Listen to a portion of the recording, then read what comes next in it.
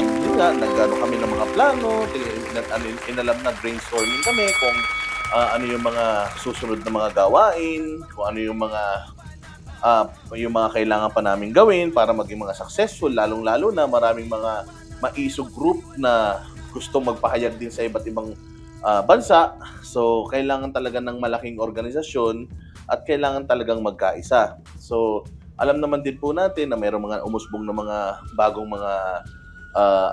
mga grupo at syempre gusto rin naman natin na yung mga grupo na yan ay maging aligned doon sa tinatahak nitong maisog na ito. Kaya nakakatuwa kasi nung dumating nga si PRD, umupo na siya kagad doon tapos nakipagkwentuhan na siya sa atin. Tapos nagkaroon siya ng gikan sa masa para sa masa, kaya lang exclusive. Imagine ninyo, gikan sa masa para sa masa na exclusive, kung ano yung mga information na binato niya doon. Grabe talaga, at ikabo. Mantakin mo ang nagtatanong, Lauren Batoy, Banatbay, Trixie Cruz Angeles, at saka si Mark Lopez. Tapos sasamahan mo pa ng Master Judea, ng Coach Oli. Sasamahan mo pa ng Jay Guevara. At saka ako, wala naman eh. Wala, kasi puro patawa lang naman yung mga tanong ko. Kasi ang gaganda ng mga tanong ko sa kanya, puro patawa eh. Oo. So, you know naman me, I always parang lighten up the mood. Hindi masyado ng seryoso. And then, kanina, yung PRRD na nakita namin is yung PRRD na masaya. Ayan, gusto ko na lang sabihin sa inyo na yung PRRD na nakasama namin kanina ay yung PRRD na masaya na siya sa buhay niya. Masaya na siya sa ginagawa niya. Masaya na siya sa mga na-achieve niya. Tsaka siya yung PRRD na hindi galit. Kasi grabe yung mga kwento niya kanina, nakakatuwa, hindi ba? So, yun yung inaano natin dyan. Yun yung napakagandang mga nangyari dyan. And then, yun nga, yung sinabi nga niya na, I know all of you, pinatawag ko kayo dito, handpick, sabi niya, na kayo talaga yung pinapunta ko dito because I trust all of you, sabi niya. And I would like to thank you for everything that you have done for me, for all the efforts and help noong mga panahon na mag-isa akong ginugulpi ng mga dilawan, ng mga media. Hindi ako masyadong nabugbog. Yun yung isa sa mga sinabi niya na talagang medyo natuwa ako na sabi niya, dahil sa inyo, hindi ako masyadong nabugbog. Tsaka dahil sa inyo, nairaos natin yung 6 na taon ng matiwasay, sabi niya. So I always consider you as my good friends. O, diba? Kaya talaga naman, nung narinig ko yung kinalabutan ako talaga, para paliparin niya pa kami mula Maynila papunta rito at ang layo ng venue ang layo ng venue. Siguro mga kulang-kulang 2 oras yung binyaya namin papunta dun sa venue. Tapos kumain kami doon and nagkwentuhan kami, saya ng mood, napakasaya ng mood. Walang problema, walang issues. Although nagkaroon ng konting conflict, hindi na masyado na pag-usapan 'yun. Nag-focus na lang kami doon sa goal, kung ano yung mga dapat na gawin, kung ano yung mga dapat sa alang-alang, kung ano yung mga dapat na approach, kasi babaguhin na rin. Kinausap na rin kami na baguhin talaga yung approach natin sa mga bagay-bagay. Oo. Siguro mas laliman na natin. Yun ang gustong mangyari ni PRD. Na mas laliman na natin. Kasi kailangan nating ipaintindi sa tao that this is not Duterte versus Marcos anymore. Hindi na siya ganun. Okay? Hindi na po siya ganun. Ang magiging approach na po natin is we will, katulad na rin ng ginagawa ng mga banateros, lahat ng mga issues i-highlight pa rin natin, lahat ng mga issues sisilipin pa din natin, pero hindi na tayo maninisi ng tao. At hindi na rin natin, kasi parang lumalabas, yung ginagawa natin ingay na lang. Yung ginagawa natin parang awayang Duterte at saka Marcos na lang. Which is, ang sinasabi nila, kung gusto mo talaga ng totoong pagbabago, hindi dapat umiikot sa 2 tao sa magkalaban, yung laban ninyo. Kailangan, nakafocus tayo dun sa issue ng bayan, and then kung sino yung tamaan dun sa issue na yun, bahala siya sa buhay niya. Tatamaan talaga siya kung hindi niya ayusin. So, ang gustong mangyari nila, ang gustong mangyari din ni PRD at ng 10 ng mga nandoon is itigil na natin yung sobrang ingay, sobrang Yung sobrang gulo. Ayun, nako, Gear Falcon, thank you very much sa iyong generosity, mabuhay. At tayo ay pumunta na doon sa pagsilip sa lahat ng issues ng bayan natin. At ano na, kumbaga mag-focus na tayo doon. At tumulong tayo kung ano yung mga nakikita natin pwedeng maging improvement. Kung ayaw nilang i-improve, eh banatan natin ng banatan ng banatan yun. Kasi ano ba ang problema ng Pilipinas ngayon? Ano ba ang mga pangunahing problema ng Pilipinas ngayon? Kahirapan, mahal na presyo ng bilihin, kawalan ng trabaho, mahal na basic needs, mahal ng tubig, mahal ng kuryente, mahal ng internet. So, yung mahal ng transportasyon, mahal ng edukasyon, lahat lahat problema.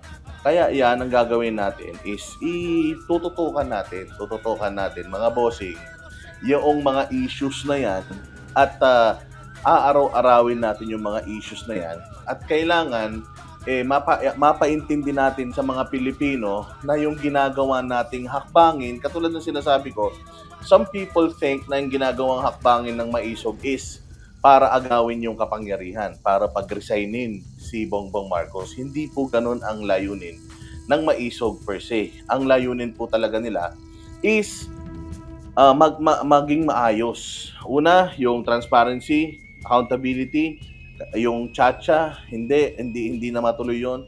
At saka yung yung pinaka-importante is maging maayos yung bayan natin. Maging maayos as in at ma-prepare itong mga susunod na taon para dun sa susunod na administrasyon. So ganun 'yun. So talagang makikita mo na ang gusto nilang mag-focus na lang talaga sa mga issues ng mga kababayan natin. Talagang kailangan i-tackle natin lahat ng mga pressing issues na 'yan. Yang hindi pagmumura ng bigas, ayang mga korupsyon, ayang droga, 'yan yung mga talagang kailangan na nating mga tutukan. Nako, Rudy Sidor, maraming salamat sa iyo. So yun lang, it's parang lang naman siya, kwentuhan kasi nga parang get together lang talaga siya. Oo. It's should I say loyalty check siya? Parang ganun na din siguro. JSG Brothers, mabuhay ka, sabi niya. Meron pa rin pong Maisog Rally. Yes, at buong mundo na nga po 'yan. Oo, ino-organize po natin na hindi lang po dito sa Pilipinas kundi pati sa mga bansa ninyo. Iganapin iyang na 'yan. Iyang Maisog Rally na 'yan. Syempre, niyo pa rin naman, karapatan niyo pa rin naman kung ano yung gusto niyong isigaw. Pero parang gusto nating gawin na mas maging produktibo, hindi na lang maingay. Kasi 'di ba pagka kapag imaginein mo ha, kapag ikaw masyado mong lahat sinisisi mo dito, nagmumukha ka ng hater, nagmumukha ka ng bitter, at saka nagmumukha ka ng parang ka ng dilawan. So ayaw natin mangyari yon. Gusto natin na i-address ng gobyerno yung mga hindi natin nakikitang mga magaganda o yung mga pangit na mga nakikita natin, gusto natin na i-address nila, and in order for them to address it, kailangan mai-expose natin ng maayos, ng tama yung mga issues. Kailangan talagang matamaan natin kung saan yung pinaka-epekto netong netong mga problema ng bayan natin. Ayan.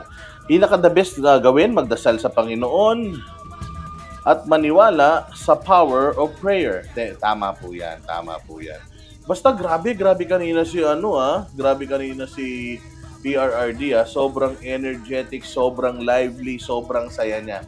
Nakita namin siya noong nakaraan, remember? Kasama namin siya sa kala Pastor Kibuloy nung hindi pa po nagtatago sa si Pastor Kibuloy. Nung siya ay nakasama namin ng huli, 2 gabi yon. Iba po yung aura niya kanina, as in ang saya-saya niya. Medyo kinakabahan nga ako kasi nagpapasalamat siya nagpapasalamat siya, inisa-isa niya kami. Maraming salamat sa inyo, isa-isa niya kami niyakap, isa-isa niya kami ginamayan, at sinabi nga niya na maraming salamat sa inyo. I am treating you as one of my good friends. O di ba? Rona Salcedo, mabuhay. Sabi ni love kita. Was that them always here? Watching po. My simple health. Nako, thank you very much. Love kita ha, mabuhay ka. Good evening po. Ayan. Okay na ba si Banat Bay at si Dr. Badoy? Okay naman sila. Matagal naman na silang okay. Siguro, kung ano mang indifferences meron sila, I think they've, ano na yan, naging okay na sila simula nung, dahil sa Kingdom of Jesus Christ. Kasi nung nagsama na kami sa SMNI, naging okay na. Okay na lahat. As in, wala na. As in, okay na. As in, parang wala na. All of us are in good communication terms. Kasi kanina nga, convoy kami, tapos naligaw kami. Kaya nakakatuwa kasi nag-ano kami, para kami nag-picnic kanina. Kumain kami ng mga turon na native, tapos yung mga siomay-siomay, soft drinks. Ano kami, ang tagal namin mistambi, siguro mga kulang-kulang mahigit isang oras din yun eh. Nakatambay kami nila Trixie. So ang saya talaga pag kasama mo mga matatalino. Ang dami mong matututunan. Ang dami po nating napakadami nating natutunan kanina. Tsaka ang dami ring mga binanggit sa atin kanina. Napakadaming masasabi natin na sama din ng loob si PRD doon sa mga nangyari nung nakaraan. Pero hindi na lang natin sasabihin. Madami pong mga confidential na mga bagay na mga hindi na natin kailangan sabihin. Basta ang gusto ko na sabihin sa inyo is yung mga magaganda. Yung mga magaganda na pag-usapan namin. Nagkwento si PRD, para lang siyang inuman sessions. Kasi pagdating namin doon, so pakilala niyo yung isa't isa, magpakilalan kayo. Ako po si Boss Dada. Ako po ay host ng YouTube channel na Boss Dada TV. Kami din po ay nagbabalita tuwing Lunes hanggang Webes sa SMNI. Kasama po si Coach Oli, si Banat Bay at si Master Judea. At paminsan-minsan makakasama rin po natin si Jay Guevara. Sabi ko. Tapos, pakilalanan kami. Tapos, ano yung mga namin, pwede namin maitulong dito sa Hakbang ng Maisog. Mga ganun lang. Mga the usual lang na parang meeting, para lang siyang team building, kumbaga. Yun, yung pinaka-short na explanation. Sonia Hini, thank you very much po sa'yo. Para lang siyang team building. Kwentuhan lang kami. May swimming pool doon. Wala nga nagsuswimming eh. So, ang dami-dami lang pagkain. Pagdating namin doon, ang dami merienda. Pagkatapos namin magmerienda, dumating na si PRD, meron na kami lechon, tapos meron na kami mga native na manok na inihaw, tapos meron na mga buffet. So total, napakasaya ng environment. Ang saya-saya. Kasi nga, after nung kainan, kwentuhan na. So para na kaming, alam mo yung feeling na nandoon kami, audience kami na ganyan, naka-ilang line kami. Para kami mga estudyante, tapos nasa harapan siya, nakaupo siya sa upuan nang siya lang mag-isa sa harap. Lahat kami nakikinig sa kanya. Tapos ang maganda noon, sabi niya nga na I would like to start tonight by thanking all of you for helping me finish yung kanyang term. Natulungan daw nga natin siya noong panahon na binabati ko siya at kinugulpi siya dahil daw sa atin hindi daw siya masyadong nagulpi. At dahil daw sa mga pagtatanggol natin, ay ayun nga, nagpapasalamat siya. Kaya nga, kino-consider niya daw tayo na isa sa mga pinaka malapit na mga kaibigan niya. Tapos, yun na, tanungan portion na. O sige, sabi niya, sige, kung merong gusto sa inyo magtanong, ayan, magtanong kayo. Walang banateros sa SMNI kanina, wala po. Kasi nga po, magkakasama po kami nila PRRD dito sa Davao. So, bukas pa lang po kami uuwi. So, yun yung Ito naman si Ghost Rider. Ikaw, Ghost Rider, ano ka na ngayon ha? Black ka muna ha, black. Yung mga epal dito, maganda ang mood ko ha. Ayok muna may pag-away. I-block na natin kagad yung mga kupal ha. Oo, kasi wala ako sa mood may pag-away ngayon. Ang ganda-ganda ng mood ko. Ang ganda ng kwentuhan namin nila Tatay Digong. Chacha Kival, maraming salamat sa iyo. Mabuhay. Salamat sa iyo. Pa-super chat. Hello, Marlene Pafianco, mabuhay. So sobrang ayan, hindi ako makapanood ng Banateros live sa SMNI Busy lagi. Okay lang yan, may replay naman. Oo, hinihintay nyo pa naman kami, sorry talaga. Di bali, babawi kami bukas. Oo, ayun na nga. So ang ganda-ganda ng So mga tanungan, syempre, namin, we chose, parang gusto namin na maging private yung aming kwentuhan. So hindi kami nag-video. Kaya tanungan na talaga malulupit. As in, talagang pagsagot ni PRD, real talk lang ha. Ganun siya. Na I will be very frank with you about itong tanong mo. Ang daming mga tanungan. Hanggang kay Zelensky na pag-usapan namin, hanggang sa nung pandemic, pati yung ano na pag-usapan namin mga bossing, yung 45 billion ba yon na ini-issue sa kanya ngayon, yung ni-release kay Duque. Pag-usapan din namin yan. At saka yun nga, yung nangyaring issue nung nakaraan, yung hindi magandang statement ng mga kapwa natin vlogger sa Maisog Rally, sa Maisog conveners at sa organizers ng Maisog, napag-usapan din kanina. At medyo masasabi natin, oy, ano ba yan? Nag-live? Oy, Banat Bay, how are you? Hindi, kinakwento ko lang sa kanila, Banat Bay, yung mood nung ating ipinunta rito kasi nakita naman nila yung mga pictures na pinopost natin sa social media, nakasama natin si PRD. So nakakwentuhan lang namin si PRD and ang saya-saya lang na kwentuhan para lang nagkukwento yung tito natin o yung lolo natin ng kanyang mga experiences nung siya'y bata pa at saka kung how he could have handled yung situation ngayon at saka yung mga issues na kinakaharap natin ngayon. Oo, ayun lang. Binibigyan lang natin sila Banat Bay ng generic na mga sagot sa mga tanong nila kasi nagtataka sila eh. Ba't di nyo sinama si Jay? Hindi, sila nandoon, nagiinuman sila nila Coach Oli. Ako nandito na ako sa kwarto. Banat Bay, hindi na ako bumaba kasi pagod na ako eh. Medyo mataas pa yung energy ko kanina dahil nga sobrang ganda ng kwentuhan natin. Usapan natin with PRRD. Kaya, ayun. Hindi na ako sumama sa kanila. Anong oras na din, Banat pa may curfew dito eh. Bawal na umorder ng alak. So, ano lang sila, parang 2 bottles lang yata sila, Coach Oli at saka si Master Judea. Kasi maaga pa din ang flight namin. Si Banat pa papunta na ng airport yan. Tapos kami naman, ako mamaya, maaga din yung aking flight. So, hindi rin natin masyadong tatagalan yung ating live stream. Basta tanong lang kayo dyan, tapos sasagutin ko yung mga kaya kong sagutin. We love you, Boss Dada. And Banateros, thank you very much. Ayan, di na ako nakaligo, wala akong dalang panty. Ayun nga, ganun talaga. Toxic. Alam niyo mga boss wala kaming lahat tulog, as in. Wala talaga. Kasi umalis kami ng alas 5 kami umalis. Pagdating namin dito, alas 7. Tapos alas 7, yung yung hotel, ang check-in, alas 2 pa. So nagantay kami hanggang alas 11. Sa lobby kami, kumain kami bulkatsong. Pagdating ng alas 11, doon lang kami nakapag-check-in. Alas 12 kami aalis. So wala kaming tulog lahat. Sabi nga ni MJ Mondiar, para sa bayan, zombie na naman. So zombie na naman talaga tayo mga bossing. Wala na naman tayong tulog.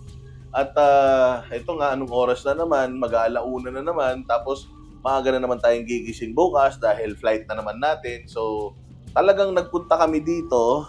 Ayan, talagang tayo ay nagpunta lang dito. Di na tayo DBS na kami. Ano ba yung DBS? Ano ba yung DBS? Hindi ko alam yung DBS Dapat sana mag-ask ng advice si PBBM. Sana. Alam mo, Garzi, sana I'm calling on, ang ganda-ganda ng mood ni PRD talaga kanina. He's in a friendly mood. Talagang sobrang laid. Talagang, alam mo, relax si PRD. Ang ganda ng tsura niya. Ganda ng ng tayo niya. I mean, he's really sharp kanina. Sabi kaya nga tama, sana nananawagan tayo sa Duterte Banateros supporter. Ay, Duterte Banateros supporter Oy, grabe Banat Bay yun nga, kaya nga sabi ko Banat Bay, nagpapasalamat tayo kay PRD because handpicked yung mga in-invite niya dito. At sinasabi nga niya na we are being treated as one of his closest friends. Diba? Saya nun. Sobra, ako personally, talagang yung lalaya yung ampatuan, okay, sige, bahala sila dyan. Kung gusto nilang gawin yan, di gawin lang nila. Wala bang video ng meeting nyo? Bawal. Gusto namin maging private yung ano. Hindi, tsaka yun din yung request ni PRD. Kasi nga, ayaw niya na maging issue. Ayaw niya na maging issue pa. Kasi nga parang gikan sa masa din ginawa namin kanina eh. Kasi kwentuhan talaga malupit yun. Malupit din yung mga binitawan niya. Real talk talaga. Na hindi na natin pwedeng ipalabas kasi baka magdelikado na naman sila. Ayun nga. So sana lang talaga ang pamahalaan natin ngayon, 10 ng mga Duterte, Maisog, Banateros yan. DMB dapat. Duterte, Maisog, Banatero. So, totoo yan. Kasi nga, maraming salamat sa Maisog kasi nagtiwala po kayo sa Banateros Brothers. Nagtiwala po kayo sa amin na kami po ang inyong gawing opisyal na makakasama ninyo sa lahat ng mga information gathering at saka information dissemination. Maraming salamat Maisog sa inyong tiwala sa Banateros Brothers. At maraming salamat dahil hindi naman kami magagaling pero napili nyo pa rin kami para maging kahalili ninyo sa pag-organize, maging kahalili ninyo sa pag-disseminate ng information kung saan may Maisog Rally, saang bansa may Maisog Rally, sinong kukontakin, di ba? So maraming salamat Maisog Conveners at Maisog worldwide sa inyo pong tiwala sa Banateros. Rest assured na gagampanan po namin lahat ng aming mga makakaya. Pero tatry po namin sagutin lahat ng mga tanong nyo tungkol sa Maisog. Pero depende po yun sa isasagot lang din po nila sa atin. Okay? So this time, pagka meron po kayong mga tanong lang po kayo sa amin. Tapos i-message lang po namin sila. And then, sasagot po sila. Bukas, kwento ko yung... Ano nang kukwento mo? Hindi. Sigurado ako maganda yung mga kwento ni Banat Bay. Kasi laging iba yung view ni Banat Bay. Ako kasi, gusto ko lang sabihin sa inyo na, where is Dr. Badoy? Wala na siya sa show. Nagpapahinga po si Dr. Badoy, nandito po siya sa Davao. Ayan. So, ayan. Ano pa yung mga Ay, di na lang pala. Di ako binabido. Ay, grabe naman si Banat Bay talaga. Congratulations to all. Ayan, Duterte, Banateros, Maisog supporter. DBSM. Di ba? Yun dapat yan, DBSM. Hello, Bright Naria. How are you?